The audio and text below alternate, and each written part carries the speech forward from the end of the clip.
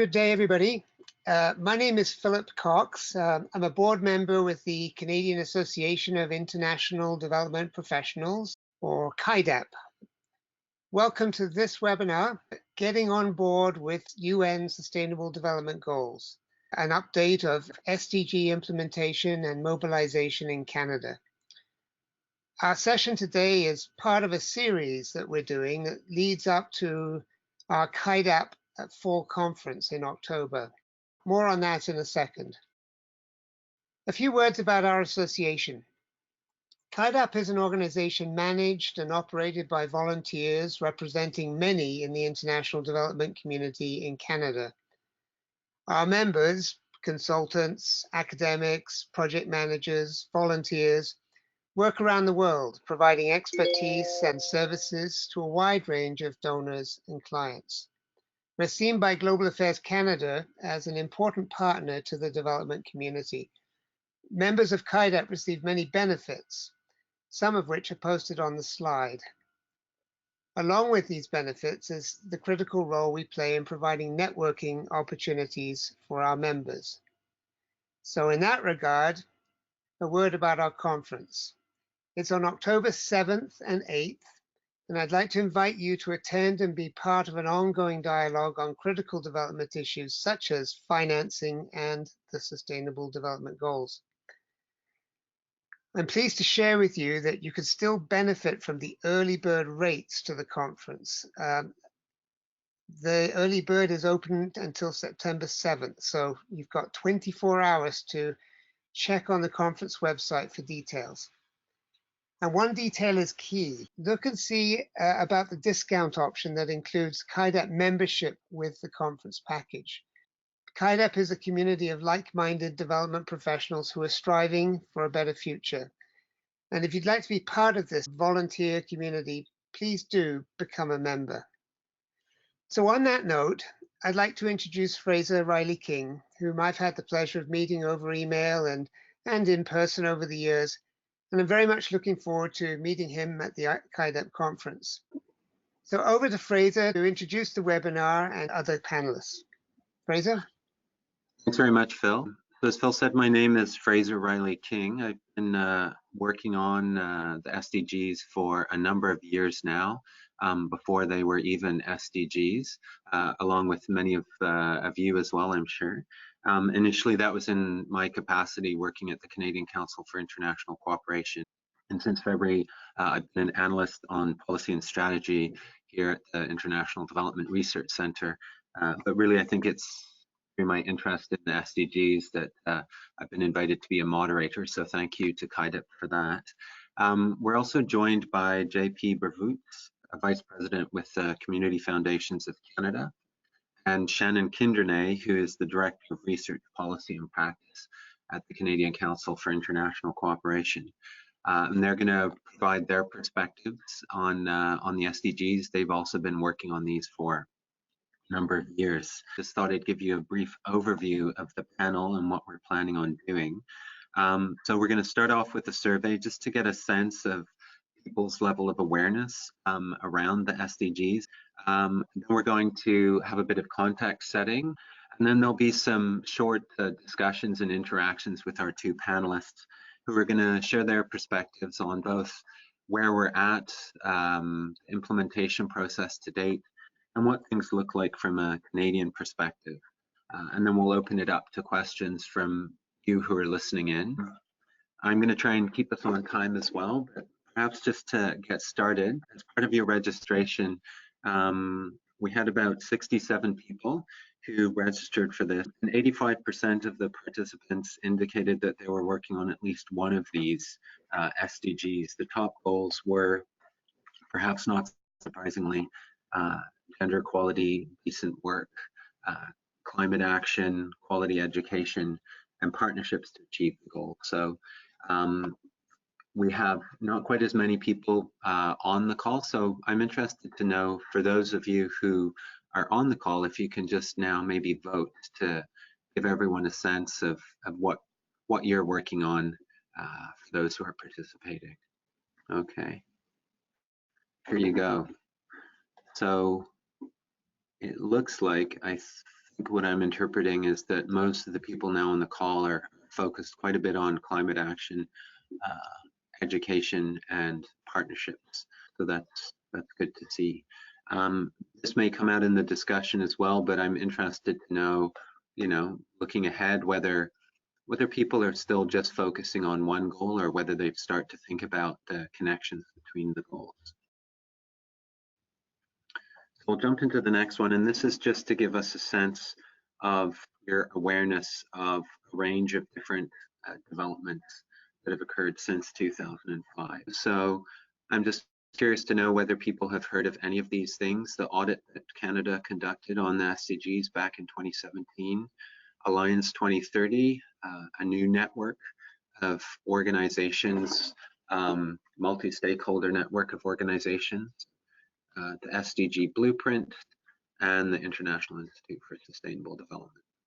Okay, so that's interesting to know. It's encouraging to see so many people have heard of Alliance 2030 and of the audit as well, and less so on IISD and Generation SDG. Okay, so good to know.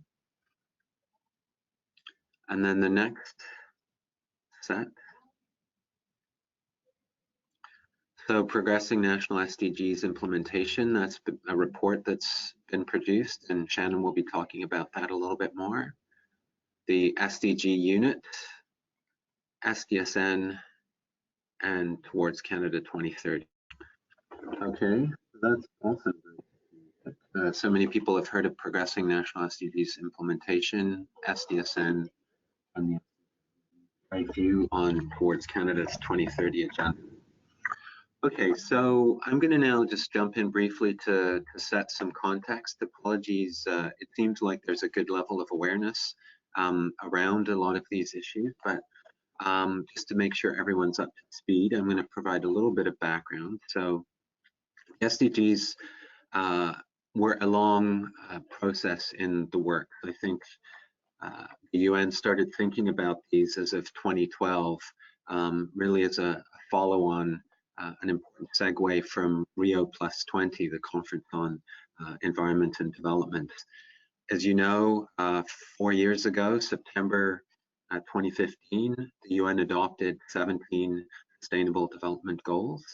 And I think it's an important reminder to people that it didn't just adopt 17 goals, but it also adopted those within the context of Agenda 2030, which, if you haven't read it, is well worth a read, because that sets some of the important additional elements to the SDGs. So really thinking about the 3 pillars of sustainable development, of economy, society, and environment, of the importance of taking an integrated approach to thinking about those, finding the connections between the goals, not just working on one goal or the other, but seeing the connections between food security, between inclusive growth, inequality, gender equality, etc.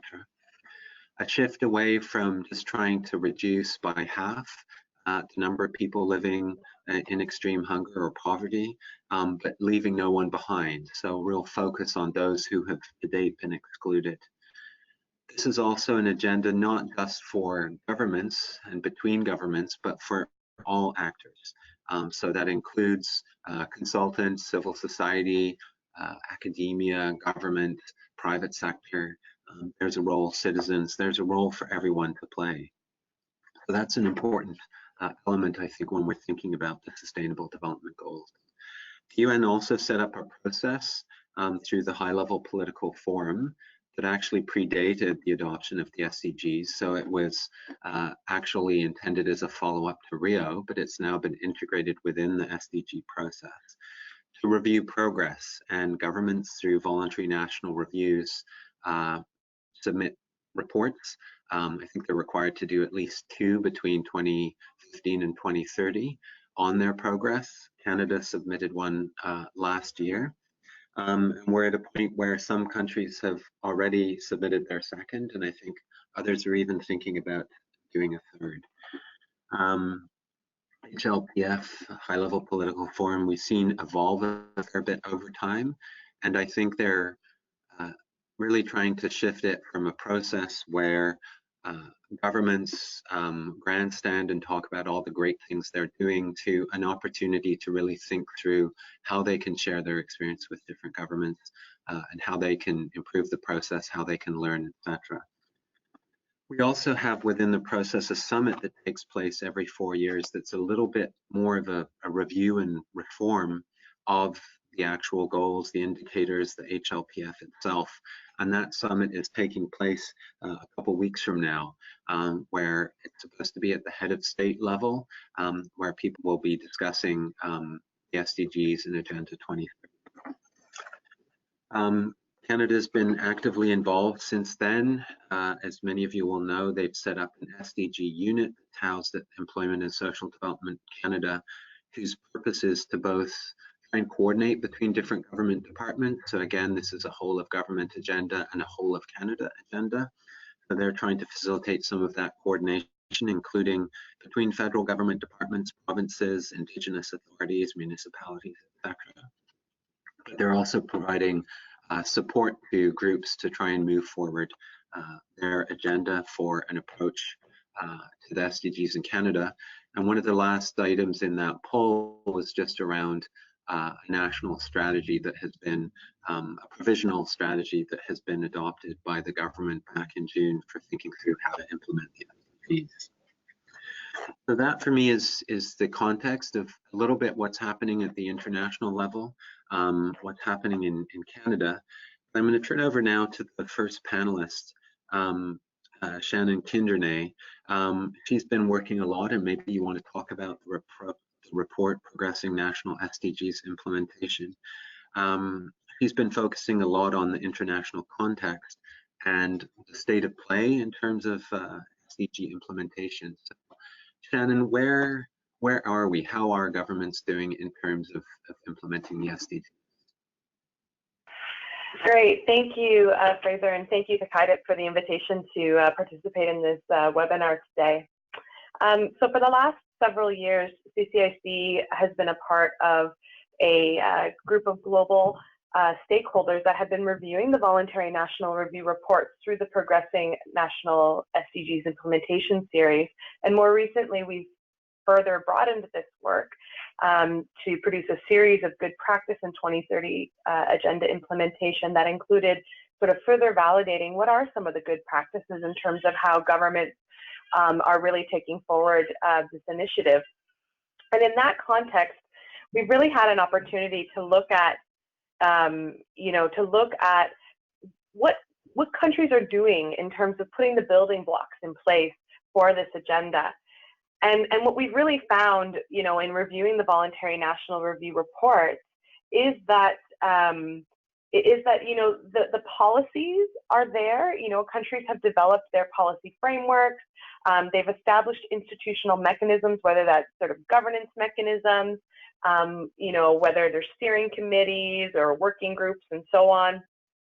And they've started to think about how they're going to monitor and evaluate their work on this. We also see the voluntary national review reports showing an emphasis around partnership and collaboration and starting to showcase some of the efforts that are happening beyond government. But I would say where we still see a bit of a lack in terms of progress is really around some of the more transformative elements of the agenda. So for example, we know that the Sustainable Development Goals are meant to be integrated and indivisible, and we can't really see that coming through in the voluntary national review reports, the extent to which governments are really able to, and other stakeholders, deliver on that. The other transformative principles, so working within planetary boundaries, intergenerational equity, human rights-based approaches, and so on. We don't see necessarily evidence of those principles or those transformative elements really being integrated into policies and programs from what we see in the voluntary national review report. And then finally, maybe just a flag relevant to our conversation today is this question of kind of the collaborative element. We haven't necessarily seen the establishment of sort of these long-term institutionalized forms of multi-stakeholder engagement really taking a hold yet. Okay, thank you. Thank you for that overview, Shannon. So you mentioned collaboration and partnership. This is something that a lot of people on this webinar are working on. And there's been a lot of emphasis, I think, much more than the MDGs, placed on SDG 17, on the means of implementation, on the fact that this is about all actors, that partnership and partnering with different actors is going to be key. So where do you see partnership? Where are we at on partnership and collaboration in terms of SDG implementation? So in terms of the kind of the partnership and collaboration piece, you know, as you articulated in some of your opening remarks, it really is a clear part of this agenda and really is something that's been emphasized. You know, whereas there was this notion that the MDGs were a sort of government-to-government framework, that this is really now a multi-stakeholder approach that brings in a very diverse group of actors.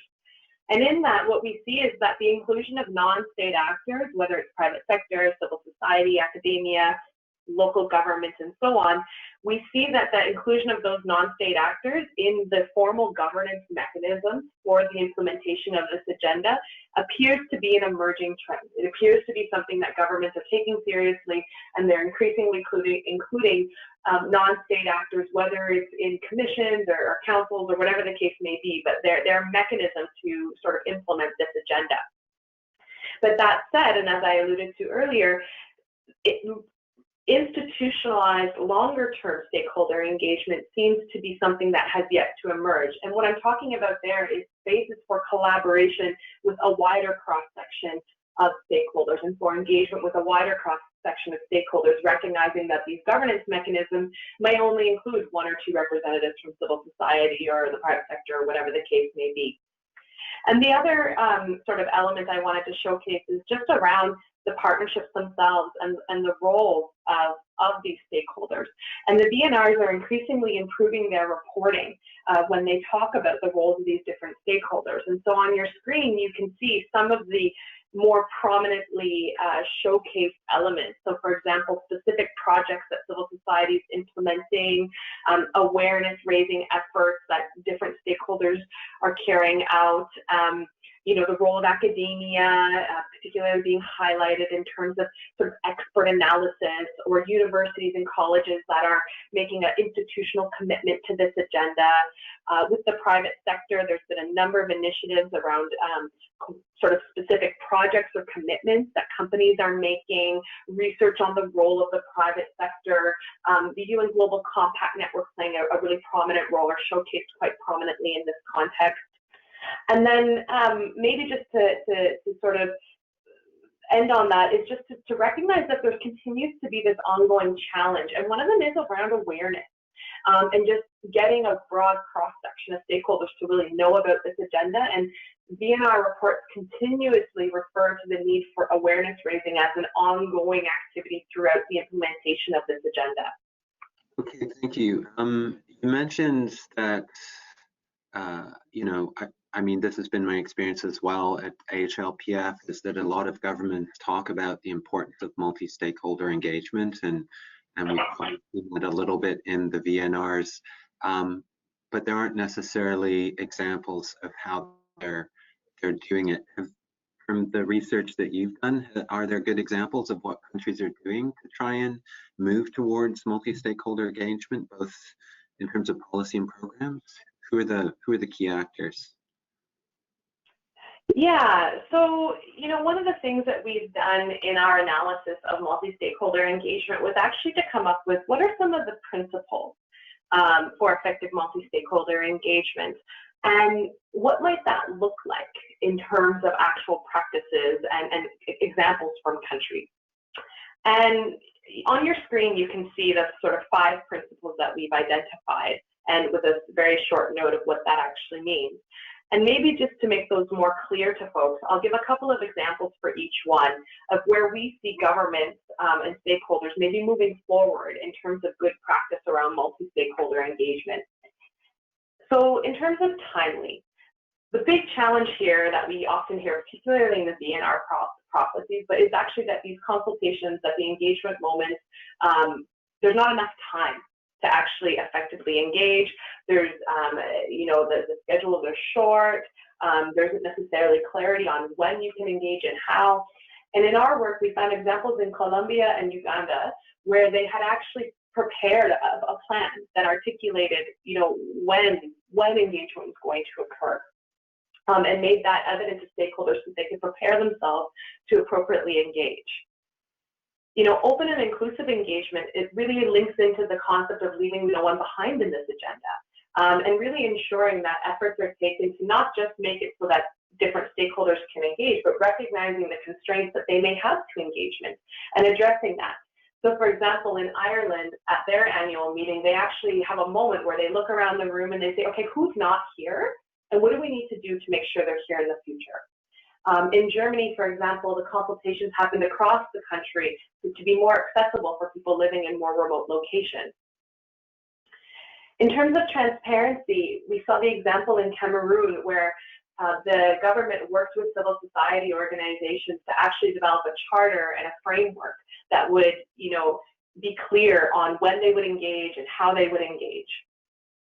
We also saw examples from Benin and from Spain of efforts to ensure that stakeholders are informed about what their engagement will be about and how it will be used.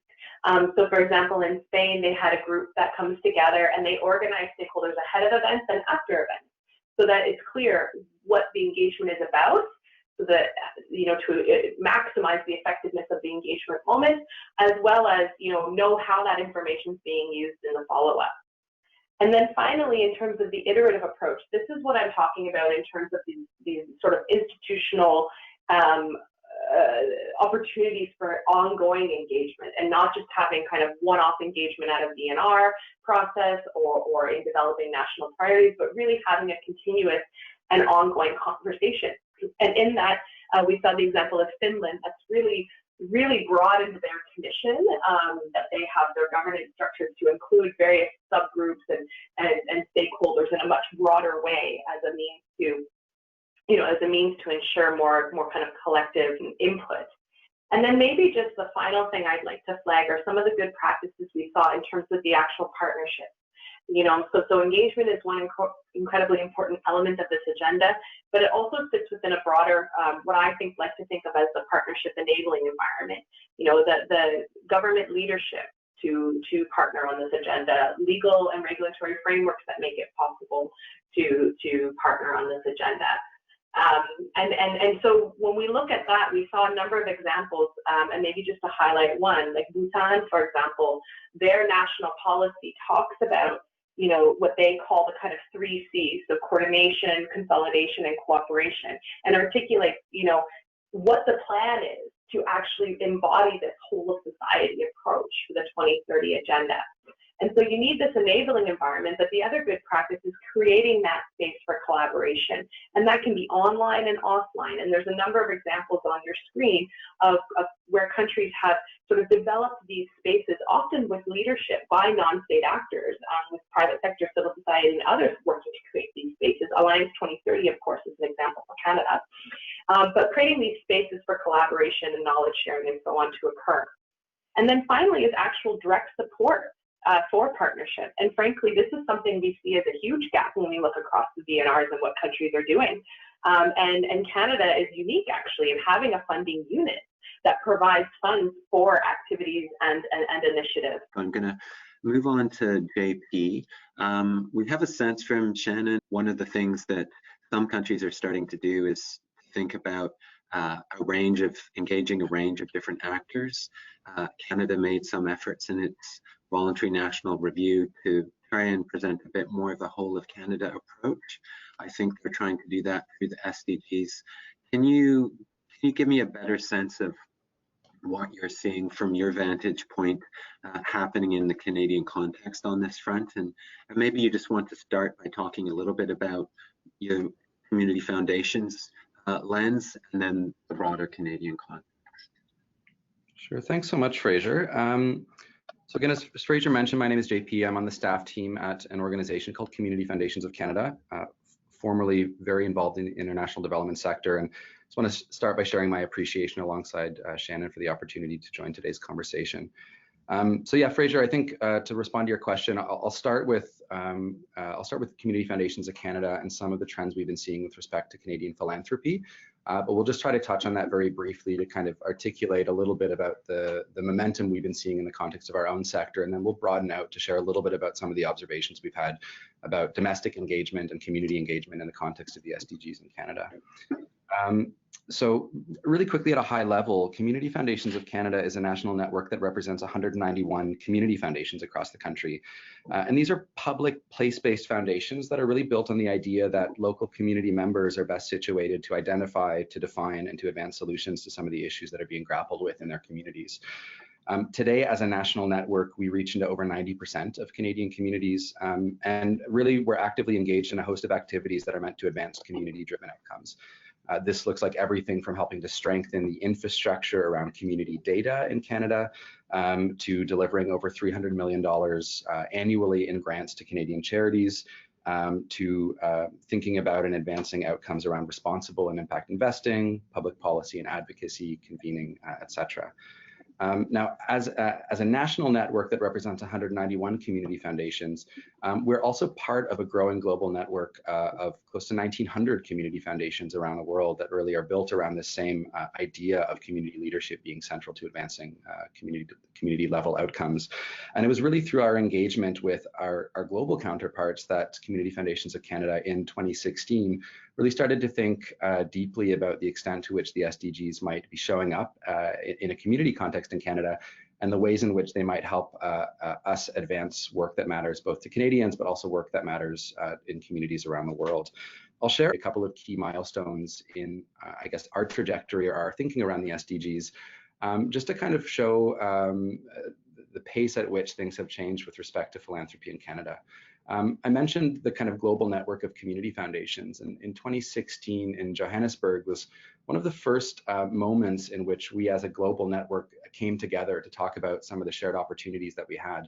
And one of the things that we heard loud and clear at the Global Summit for Community Philanthropy was that many of our counterparts, and in particular, again, speaking to some of the same regions that Shannon was speaking to, our counterparts in Latin America, as well as in Africa, had already done some really meaningful legwork to identify the ways in which their foundations were going to help drive SDG-aligned outcomes in their communities, again, at a local level.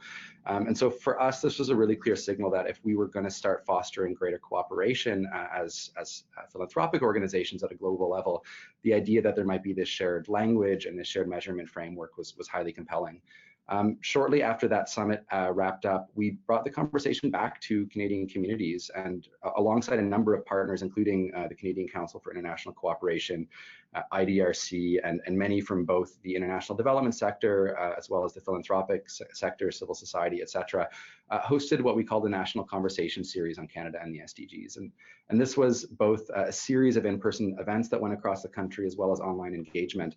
And we were really just kind of curious through this first conversation at a moment in time when very few in Canada were actively talking about the SDGs, perhaps outside of the international development sector, whether people had heard about it. And if they had heard about it, were they thinking about it in the context of their organizations?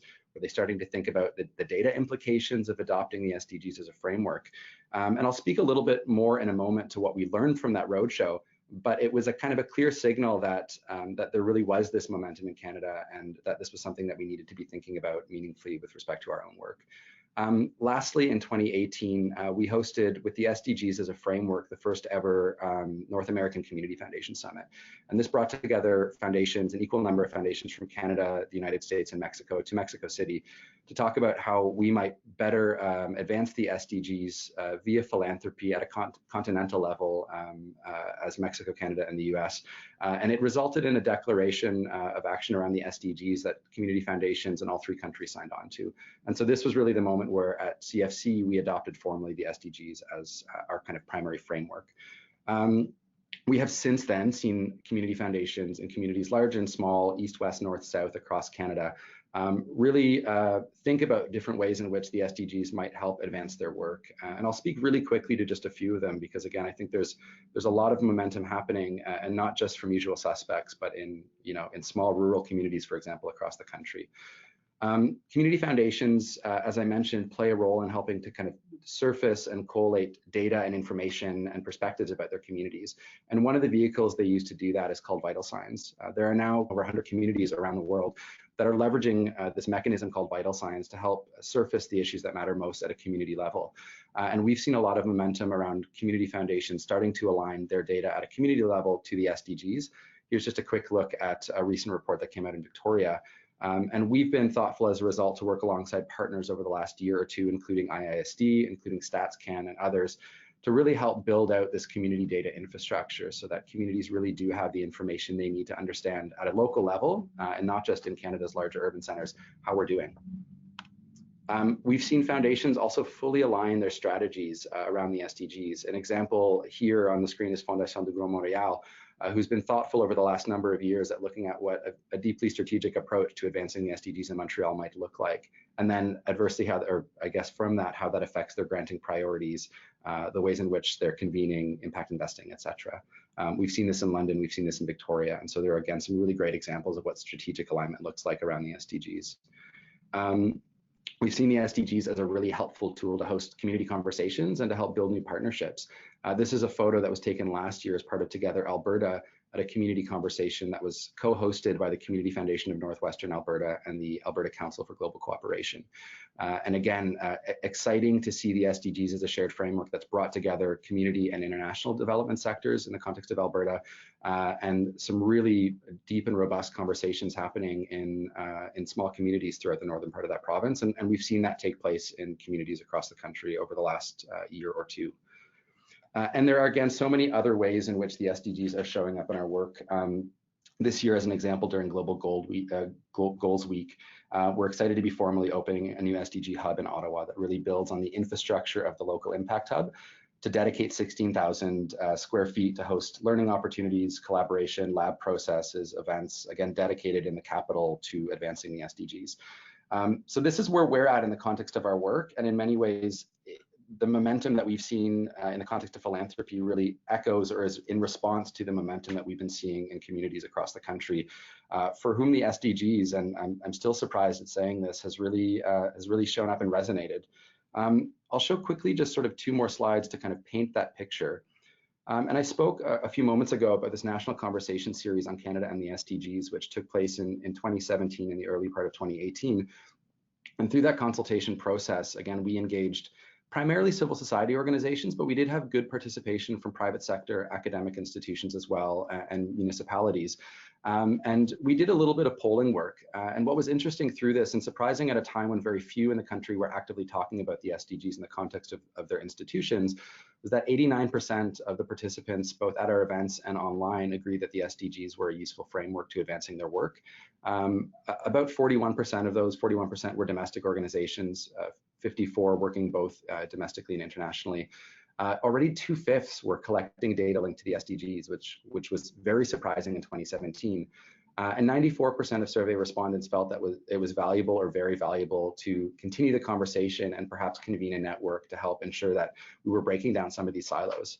The British Columbia Council for International Cooperation, I believe last year, put out a report called The Invisible Mosaic. And this is a really great phrase that I'm going to kind of steal for this conversation, because there really was this sense that Canada was a laggard with respect to the SDGs, specifically at a domestic level. And what we're seeing here in 2017 is hundreds, if not thousands, of organizations that are choosing to adopt the SDGs and actually not really talking to one another.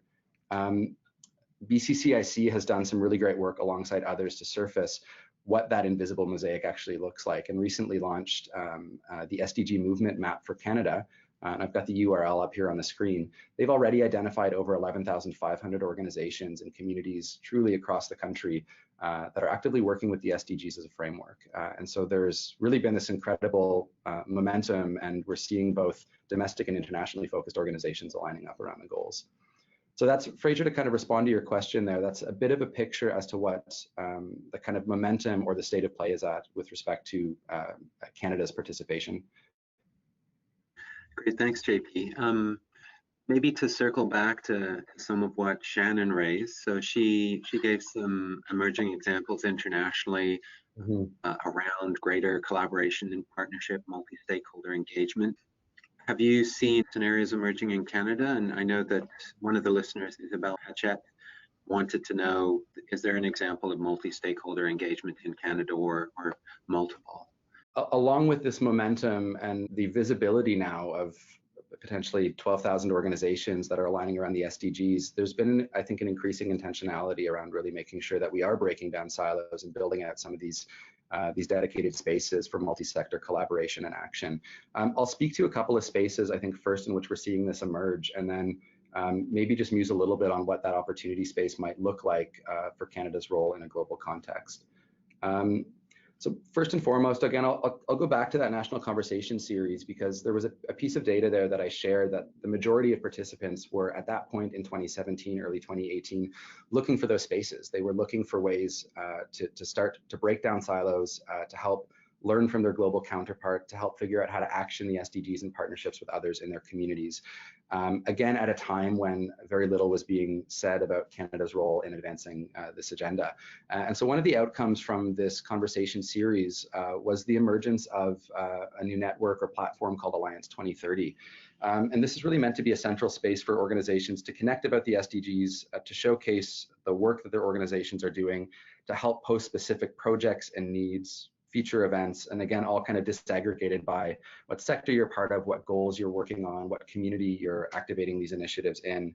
And since soft launching last year at the HLPF, we've had over 1,500 organizations create a profile on this site. And so again, it's not the 11,500 that are represented on the map, but it shows that there's an appetite there for institutions who are eager to collaborate around the goals and really just get a sense of what's happening both at a domestic and an international level with respect to Canadian institutions.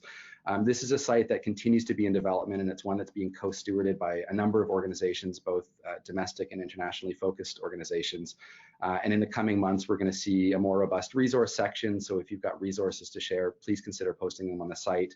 We're going to be seeing new opportunities for community journalists to work with individual organizations to showcase their work and best practices.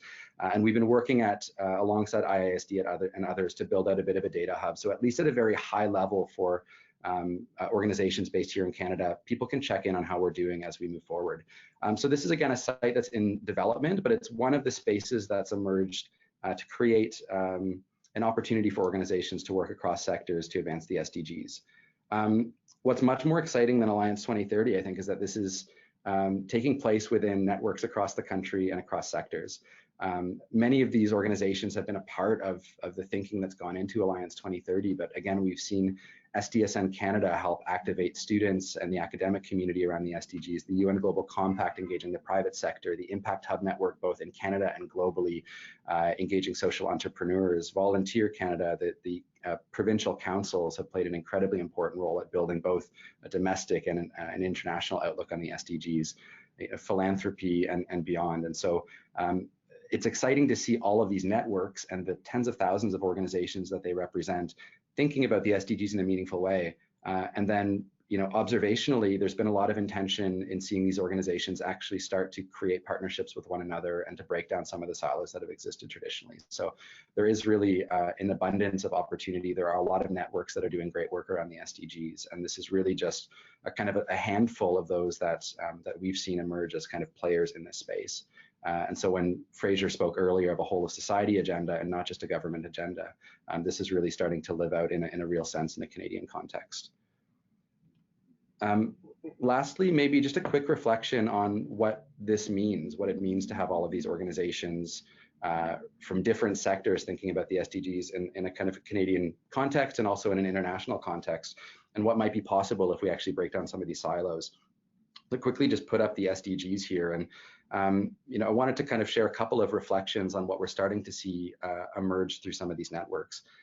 First and foremost, there's like a really interesting conversation right now around the goals in which Canada might have a disproportionate opportunity to advance outcomes around at a global level. So obviously a very large country, a lot of natural assets and resources. And so things like protecting coastlines, forests, the Arctic, et cetera.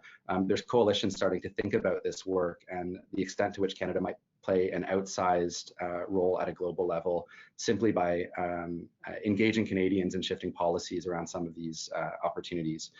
We see things like Canada's commitment to Goal 5, gender equality and women's rights, and the recent launch of the Equality Fund as both a domestic and an international investment that is bringing together private sector, public sector, philanthropy, institutional investors to really explore some meaningful and scaled ways to advance and expedite work around Goal 5, both in Canada and globally. That's something that's really quite exciting and a kind of a specific example around Goal 5. And then I think what we're experiencing from our global counterparts, at least in the context of philanthropy, is that there is really a moment now where all eyes are on Canada and the extent to which we are living the values of Agenda 2030 and its call for no one to be left behind as a diverse country, as a kind of a project in pluralism, as a country that has been on a journey of both recognizing and acknowledging the truths of its past and thinking about reconciliation. It's deeply important that we get this right and not just continue to do business as usual as we work forward on the SDGs over the next decade. So it's been exciting to see the infrastructure of the SDGs be built, and now we need to figure out what we're actually going to be doing with it. I'll hand it back over to you, Fraser, if that's all right. Yeah, no, great, thank you, JP. So maybe just to come back to Isabel's question, I mean, to some extent, I think this multi-sector engagement is happening. A lot of it is invisible still, but we're starting to be able to showcase that through initiatives like the BCCIC map, but also through platforms like Alliance 2030 that are actively encouraging different actors to connect with one another and collaborate around shared interests. We have also a question from Nicholas Dang, two actually, one on the SDG audit. So I'll maybe respond a little bit to some of that and then throw it over to you, Shannon, if you know a little bit more. I know the SDG audit emerged through what's called the International Organization of Supreme Audit Institutions, which all auditing bodies are members of. I think there's 80 plus members. And they decided, I think it was in either 2015 or 2016, a couple of things. They were going to each agree to do a performance audit of their respective countries to look at how prepared their respective countries were for implementing the SDGs and identify gaps in what countries needed to do to be ready to implement the SDGs. So all countries would do that. Canada's done its preparedness audit. And many other countries have as well. I know in Indonesia, Netherlands, Brazil, I think the UK. But then they were also going to do the performance audit where they were going to pick individual SDGs and determine how their respective countries, again, were implementing these goals. So that's sort of the shared agenda. You can check out INTOSAI, INPOSAI, for more details on that. Canada's Commissioner on Environment and Sustainable Development was very active in that process. So maybe Shannon, if you want to just add anything, you know, I know there's a new audit in the works. Do you have any details you can share on that? And maybe also if you want to come back to this question around behavior and whether you're seeing behavior change within companies and how they're being held accountable. Thanks for that, Fraser. I think you've summed up quite well the initiative that's happening at the international level. I'm not sure if the audit, the performance audit for Canada is confirmed. I've heard whispers through through the grapevine, let's say, that there is one coming, but that the content for this fall actually. But I'm not sure what the content of that will be. So definitely something to watch out for. I've also shared with the organizer the link for the the global audit information, and hopefully that can be shared with everyone on this webinar. Now, with respect to the private sector, it's a funny thing, and the question of behavior change. A lot of what this agenda has focused on is voluntary activity and voluntary initiatives and commitments. And I would say we've seen that certainly in the case of the private sector. And frankly, it's not just the private sector. If we think about accountability for any non-state actor. You know, of course, the UN Global Compact has played a big role in terms of, promoting the reporting around the SDGs. They've created a number of toolkits to help businesses align themselves to the SDGs. I think one of the challenges that I've seen in the work in my other life, which is on private sector engagement and development cooperation, is that for me, this tends to still be very much a conversation around big business and around international, kind of transnational capital. And when you actually start to talk to businesses that are in, particularly in developing countries and moving outside of maybe what some of the possibilities are in the movement in the global north, there you see a limited awareness of the 2030 agenda. And I would say that the 2030 agenda is not necessarily the impetus for change in terms of businesses. So a lot of self-reporting, a lot of voluntary reporting. I can't think of off the top of my head any one country that's actually integrated private sector kind of reporting vis-a-vis sustainable development in a regulatory way linked to the 2030 agenda. That's not to say that's not happening, but for me, I can't think of any specific example I could give right now. Okay, thank you. And the other question that Nicholas Stang raised was maybe about accountability in Canada. So some of you will remember when Canada presented its voluntary national review, there's always an opportunity for different stakeholders to pose questions. And HLPF 2018, somebody from Community Foundations of Canada and from, I think, the Youth Caucus posed questions. Those are submitted to Employment and Social Development Canada, and the government did in fact respond to those questions. I can maybe connect with Phil or Marcus after and share the responses to the questions that were posed, but perhaps we can also figure out a way with Shannon and JP to share somehow the responses to those questions on the Alliance 2030 website. We just started to allude to this, and one of the questions was about behavior change, and I think you, Shannon, or JP have talked about this can't be business as usual. How have the SDGs, or more importantly, the 2030 agenda, changed the way that you've been starting to think about collaboration and partnership? And are you starting to see this emerge in your respective sectors? Sure, that's a great question, Fraser. I mean, as I tried to showcase quickly, there is a lot of momentum and there has been a lot of intentionality around leveraging the shared language of the SDGs to create new opportunities for partnerships. And so a quick and easy answer is that one of the ways in which the SDGs has been reshaping how we think about partnering and about collaboration is that it simply broadened our perspectives. There are so many new opportunities for partnerships and new partners that are working alongside Community Foundations of Canada that have emerged through shared interest in the SDGs as a possible framework and as a shared language. And so that has been that's been kind of one outcome, I guess, of the SDGs is becoming a part of our framework.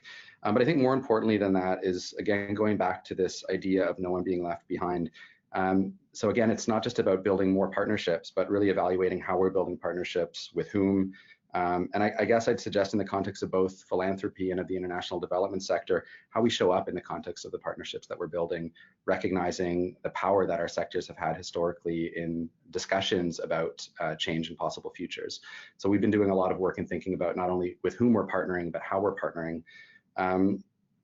And then lastly, I think we've been doing a lot of internal work at Community Foundations of Canada to shift some of the processes by which we work in partnership with others. And that's included thinking about things like social procurement, or even just revising the terms around which we're engaging in partnerships with others. And so there are a lot of different levels at which we've had to kind of open the playbook of building partnerships because of the SDGs. Great, thanks. And Shannon, your thoughts? Yeah, on my side, I think and it's sort of very much jumping off of what JP was saying earlier about the local to global linkages, but that I think has really changed how we think of ourselves, certainly as CCIC, in the context of our role that we can play in promoting the 2030 agenda in Canada and globally. And for us, it's really encouraged us to think about the kinds of partnerships that we can establish with global partners and with Canadian partners that focus domestically to ensure that we have this exchange of experience, this exchange of learning, and the role that we can play in helping to facilitate that. I think the other piece is really just recognizing that the transformative elements of the agenda, working intersectorally, you know, intergenerational responsibility, leaving no one behind, and what that means for thinking about intersecting forms of discrimination and inequality and so on. You know, it's not automatic that organizations can, you know, have these skills or know how to do these things, how to work in what you've always called, Fraser, kind of the spaces between the goals.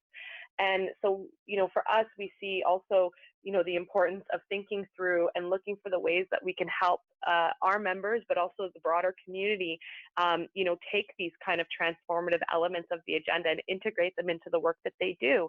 And then what does that mean for who we partner with to make that happen? And so those are two kind of key elements for me that have really impacted how we're thinking about moving forward in this space. Great. We're coming to a close, but I've got one other question that's come in, and maybe I'll also add another, and feel free to just add some final comment. So globally, we're seeing a continued rise of populism and nationalism. From your perspective, is this threatening SDGs, and how are we thinking about SDGs? How is this being discussed in the Canadian context? Is it still an us and them, or what are the opportunities for maybe changing that conversation? A number of people on the call who are interested in this agenda. What are some ways for people to plug into these conversations domestically? Okay, so I can maybe start yeah. And then. Okay, so this is an excellent question. I was actually speaking at the UN in this past year at the High Level Political Forum, and was actually flagging this as a big concern for this agenda, the question of rising populism. And frankly, in my view, you know, these ambitions to leave no one behind, you know, to have a whole of society approach, they won't be realized if we're not able to address increasingly closing civic space and stakeholder groups that are under threat globally, whether you're an environmentalist or you're human rights advocate. So this reality, I think, puts an even greater emphasis on countries like Canada and other allies to be the champions for this agenda, and to be the champions for recognizing that, yes, rising populism, declining appetite for multilateralism, these are very real threats to this agenda. And, you know, in a way, I think it really behooves us all to be thinking about where our opportunities are to step up and challenge those kinds of narratives and really be pushing for the transformative elements of this agenda. You know, in terms of thinking about where people can connect in the Canadian context on this, you know, there's the Together Conference series, a series that's going to be moving around the country that will offer an opportunity for people to come together to push this agenda. You know, there's of course Alliance 2030. I'm sure JP will make a similar pitch, join us. But there's also all these other stakeholders and groups that JP has pointed to in the movement map and others. And really it's about starting that conversation. It's about making a point to engage. And then finally, I'll just flag that the government towards a Canada's 2030 Agenda National Strategy document, that's up for debate. They are looking for feedback. They are looking for you know, stakeholders to feed in what they think, what's needed, and what should the final strategy look like. And so that's a very real opportunity, I think, to be engaging with the government of Canada, even with the election coming up. You know, providing those inputs, I think, would be very welcome as well. Great, thanks, JP. That's great. I know that there's some closing remarks and we're tight on time. I'd simply echo Shannon's comments. Again, would encourage people to participate in the next round of national consultations into Canada's SDG strategy. Certainly, as Shannon's indicated, you can sign up to alliance2030.ca. It only takes a moment and it'll help keep you connected to a range of opportunities that are about Canada's role in the SDGs, both domestically and internationally. I guess the last thing that I'd flag is that obviously with the federal election coming, there are organizations across the country that are looking at surfacing the SDGs as an election topic. And so I know that the British Columbia Council for International Cooperation and others have done some really great legwork to surface this as an election discussion. And so to the extent to which you want to engage your local MP or local city councillor or other community leaders in just having a discussion about what the SDGs means in a local context, a national context, an international context, I think not enough of those conversations are taking place, and they're important ones. Great, thank you, JP and Shannon. That was really insightful. I'm always extremely excited when I hear more about what's going on in Canada. You've pointed to a number of entry points for people to get involved and get engaged. As you say, this is really just a draft strategy that ESDC has put out for the government. They want to get their feedback. They're cognizant that they have to create a whole of Canada approach, and they want to engage everyone. So great opportunities for everyone to get involved. We're going to be discussing, I know, the SDGs a lot more at the upcoming CAIDP conference, again on October 7th and 8th. I know Marcus or the organizers will be sharing the links, probably also these PowerPoint presentations, any key PDFs that were flagged during this conversation. So you'll be getting more information on that soon. As I mentioned, we'll figure out a way to share the responses that the government made to the questions posed when they presented their VNR last summer in 2018. Thanks all for joining, and get on board.